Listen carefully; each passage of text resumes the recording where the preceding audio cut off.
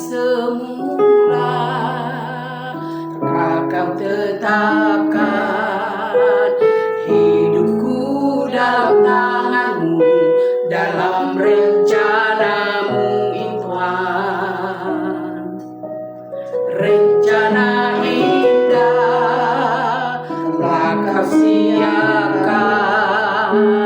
bagi masa depanku yang penuh harapan. Semua baik apa yang telah Kau perbuat di dalam hidupku. Semua baik, sungguh teramat baik. Kau jadikan hidupku berarti.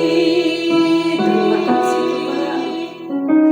Hidup kami sangat berarti di hadapan-Mu.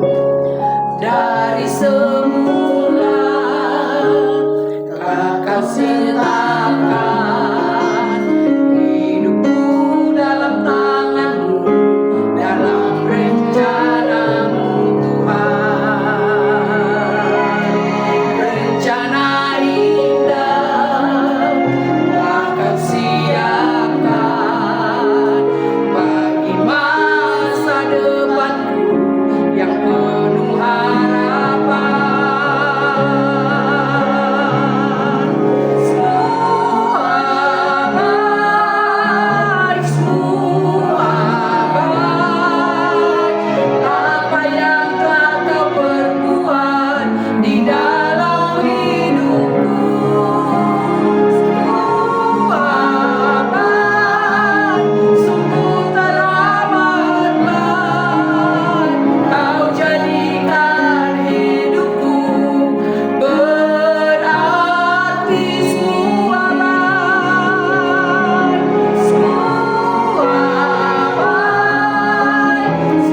Semua baik, apa yang telah Kau perbuat di dalam hidupku. Semua baik, sungguh teramat baik. Kau jadikan hidupku berarti. Kau jadikan hidupku berarti. Kau jadikan hidupku berarti.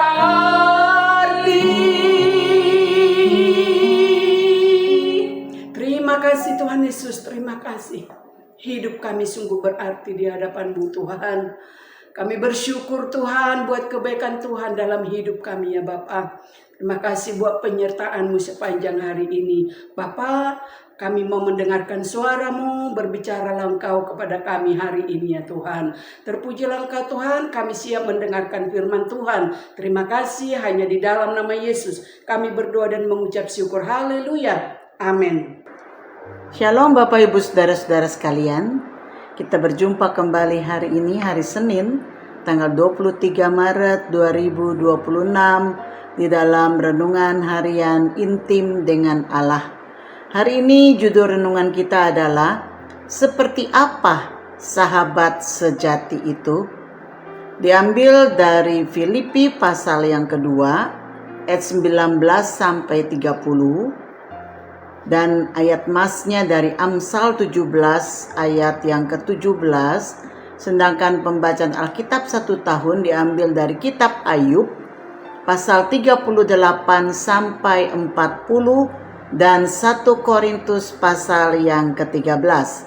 Saya akan bacakan Filipi 2 ayat 19 sampai 25, tetapi saya mohon agar Bapak Ibu bisa membaca ayat-ayat ini selengkapnya supaya kita bisa mengerti akan firman Tuhan. Saya akan baca Filipi 2 ayat 19 sampai 25 demikian.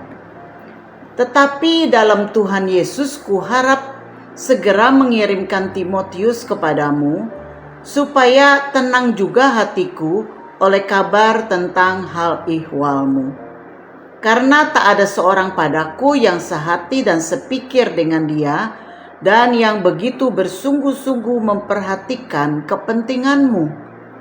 Sebab semuanya mencari kepentingannya sendiri, bukan kepentingan Kristus Yesus.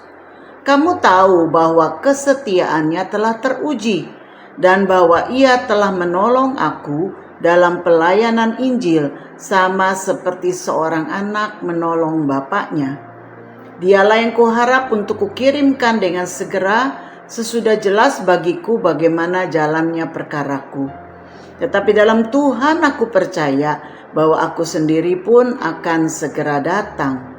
Sementara itu kuanggap perlu mengirimkan Epafroditus kepadamu, yaitu saudaraku dan teman sekerja, serta teman seperjuanganku, yang kamu utus untuk melayani aku dalam keperluanku. Saya akan baca dari Amsal 17 ayat 17. Seorang sahabat menaruh kasih setiap waktu dan menjadi seorang saudara dalam kesukaran. Bapak Ibu Saudara, sahabat adalah sosok yang lebih dari sekedar teman. Dalam bahasa Inggris kita kenal kata pal, yang berarti teman dekat atau teman akrab.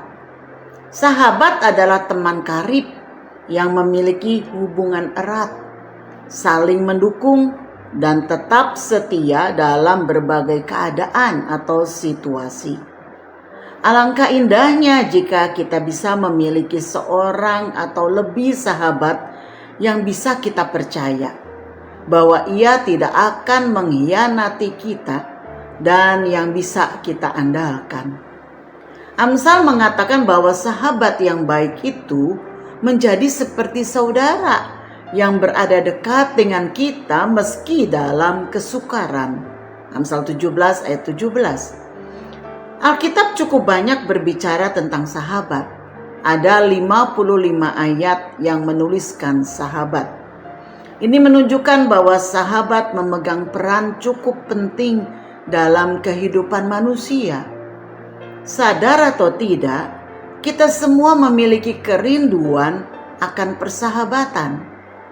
Memang kita diciptakan Allah untuk bersosial, menjalin keakraban dalam persahabatan yang sehat. Seorang sahabat sejati sangat berarti jika kita memilikinya dalam hidup kita ini. Apa saja ciri-ciri sahabat sejati, saudara? Yang pertama, kesetiaan. Kelebihan dari seorang sahabat sejati adalah ia akan tetap setia dalam situasi dan kondisi apapun yang saudara alami, baik suka atau duka, sukses atau gagal.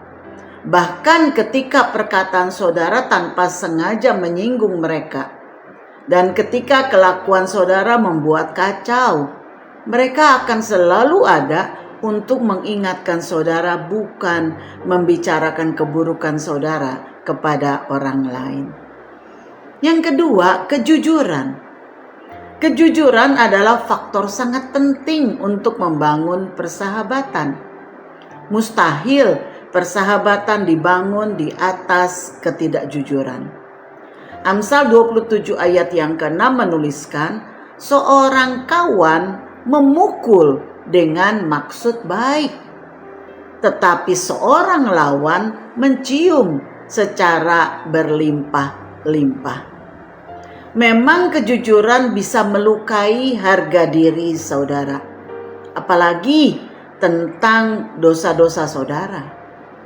Namun sahabat yang baik melakukannya untuk kebaikan saudara. Dan saudara bisa mempercayainya bahwa tegurannya bukan untuk membinasakan atau menghancurkan saudara.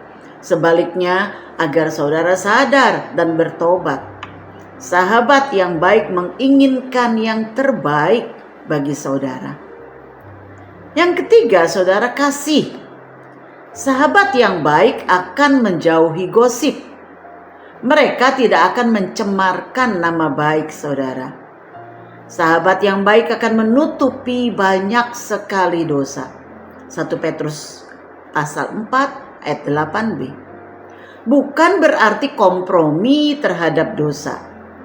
Saudara bisa lihat di poin 2. Sahabat yang baik mengampuni, sama seperti Bapa Surgawi memilih untuk tidak mengingat dosa-dosa kita dan telah mengampuni kita. Ibrani 8 ayat 12 mengatakan, sebab aku, yaitu Tuhan, akan menaruh belas kasihan terhadap kesalahan mereka dan tidak lagi mengingat dosa-dosa mereka. Apa perenungan kita hari ini saudara? Tentu kita bertanya, di manakah aku bisa mendapatkan sahabat sejati yang memiliki kesetiaan, kejujuran, dan kasih? Memang sulit kita menemukan orang dengan kriteria tersebut. Tetapi ada satu sahabat yang benar-benar sejati, yang menaruh kasih setiap waktu. Dialah Yesus Kristus yang menerima kita apa adanya, tidak menghakimi kita, bahkan menunjukkan kasih-Nya justru di saat kita dalam titik terendah kita. Ia yang terus setia dan dengan kejujuran menegur kita dalam kasih dan kelembutannya ketika kita berdosa. Namun ia juga memanggil kita, saudara dan saya, untuk juga menirunya dengan meneladani Yesus. Kita bisa belajar untuk juga bisa menjadi sahabat yang baik bagi orang kepada siapa Tuhan telah memberikan mereka untuk menjadi sahabat kita. Alangkah indahnya jika mereka memiliki kita menjadi sebagai sahabat yang bisa berbicara dengan jujur, setia, dan mengasihi mereka apa adanya. Dengan demikian, dunia mengenal kita dan memuliakan Bapa kita yang di surga, seperti yang tertulis di dalam Matius 5 ayat yang ke-16. Mari kita berdoa. Kami mengucap syukur Tuhan di dalam dunia yang begitu gelap dan begitu banyak sekali tipu muslihat yang ada di dalamnya. Kami bersyukur bahwa kami memiliki sahabat sejati yang selalu ada, yang selalu setia, dan yang selalu mengasihi kami, yaitu Yesus Kristus yang telah memberikan nyawanya bagi kami. Terima kasih Tuhan untuk kasih yang begitu besar, untuk sahabat yang begitu luar biasa, sehingga kami bisa mencurahkan segala isi hati kami kepada Tuhan tanpa takut dihakimi. Dan Tuhan tolong juga kami, untuk kami juga bisa meneladani Engkau, dan kami bisa boleh menjadi juga sahabat bagi orang lain yang Tuhan berikan, untuk kami boleh menjadi sahabat bagi mereka. Tuhan pimpin kami, Tuhan berikan kasih-Mu melimpah atas kami, sehingga dengan kasih Kristus kami pun bisa menjadi sahabat yang baik bagi orang lain. Terpuji nama Tuhan. Dalam nama Yesus kami mengucap syukur dan berdoa. Amin. Kiranya Tuhan memberkati kita semua. Shalom.